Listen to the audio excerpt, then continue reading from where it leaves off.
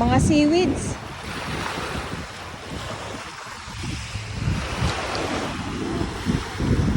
Sana nakita nyo, no? Ito yung ito yung makikita natin dito pag sa umaga naman po. Mga seaweed, mga seaweed yung mga nandito naman. Good morning, Manila Bay Dolomites po tayo at ngayon ay Saturday, Pilipinas, August 10, 2024. Good morning po at ang oras ngayon ay 9:36 ng umaga. So ito yung ating view. Andito yung ating Dole Tupad. Ayan, so sila yung nandito at yung ating mga estero rangers ng DENR. Good morning po at ang ating MMDA at syempre yung ating mga security guard na nandito na nagbabantay at ang ating mga kapulisan. So ito yung ating sitwasyon dito ito yung ating makikita ngayong umaga. So yung ating mga namamasyal nandito nakaupo sa lilim dahil medyo mainit-init po. Good morning sa inyong lahat. At silip muna tayo dito sa Dalampasigan. Ay, Dalampasigan. Yes, silip po muna tayo dahil ay sa sama ng panahon or si habagat. Ganito po ang ating makikita talaga dito, yung samot-saring mga kalat na hindi na po talaga natin maiwasan, lalo na po talaga tagbagyo na po. Ayan, so lakad muna tayo. Ay, nandito sila. Ayan, yung ating mga naglilinis ngayong umaga. So pahinga na sila.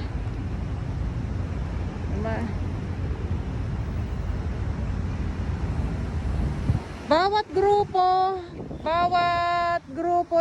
inuulit-ulit ko po yan, may oras yung kanilang pagtatrabaho. Ayan, so dito, wow, ang pumalit naman ngayon sa mga samut-saring mga kalat ay itong mga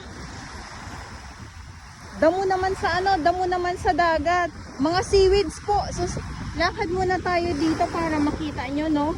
Ang pumalit sa mga kalat or mga plastic, itong mga seaweeds naman, season nila kumbaga. Ayun, or kung hindi ay nabubungkal ito dahil nga po ay malakas ang alon. Pagkatapos itong mga seaweeds na ito ay ang inaabangan ko talaga po dito, alam nyo kung ay ang mga iba't ibang mga lamang dagat or yung mga halaan na sinasabi nila ay pinilit ko lang sa iba't ibang lugar. Ayan, tapos inilagay ko dito. Ay, pambihira naman. Ang hirap kaya ang hirap buhat ng mga lamang dagat, lalo na shell pa yun. So eto, tulad nga na sinasabi ko, no, mga seaweeds po yung mga pumalit sa mga plastic. Pero may mga iilan pa din po ng mga kahoy.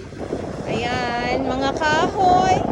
Eto, dahil nga po ay magdamag na naman na umulan, masama lagi po ang panahon talaga. Yung timpla ng panahon, lagi pong masama. O, dahil may bagyo. Yun, sa pagkakaalam ko, may LPA. Ayan, so sa mga viewers ko, sa mga nakakaalam, comment na lang po kayo sa iba't ibang probinsya. Ingat po kayo dyan. Lalong-lalo na dito sa Pilipinas po, iba't ibang probinsya po. Ayan.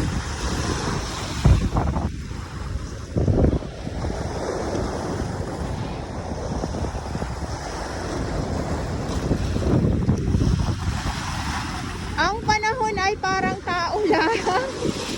Tulad nga ng binabanggit ko, ang panahon ay parang tao lang. Kanina, umaambon or umuulan, tapos maya hihinto naman po siya. So ganyan ang panahon dito sa Manila Bay. Katulad ngayon, kanina maaraw, mainit. Ngayon biglang dumilim. Ayan oh, biglang dumilim kakasimula ko pa lang maglakad po dito. Biglang dumilim po ang panahon na naman. Tapos babagsak na naman po ang ulan pag ganito. So yun lang po yung ating update. At dito naman, ayan nga po itong mga halamang dagat nga po.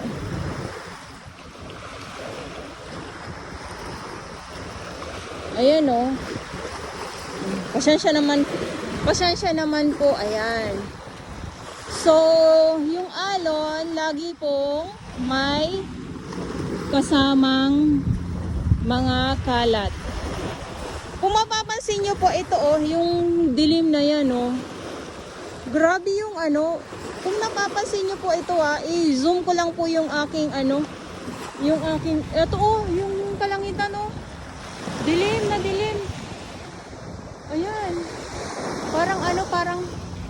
Parang nakakaano naman, parang nakakatakot naman po. Kasi sa banda doon, doon sa may unahan.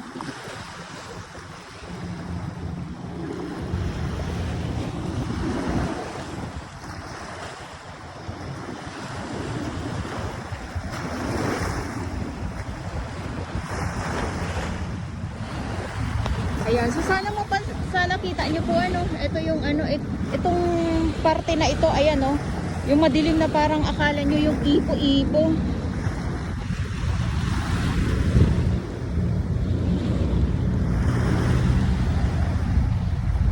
Parang iba yung ibang pangitain.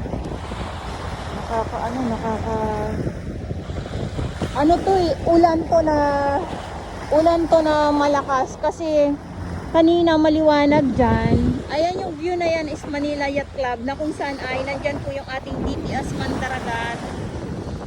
Biglang babagsak ang malakas na ulan na naman po ngayon dito sa Manila or dito mismo sa Manila Bay. Ayan na, madilim na po. Biglang dumilim na po doon sa side na yun. So ako naman po ay nandito pa din po sa Dolomite Beach na kung saan ay bumabagsak na nga po ang ulan. So dito na tayo. O diba, sabi ko na sa inyo biglang babagsak yung ulan. Dito muna tayo, silong muna po tayo.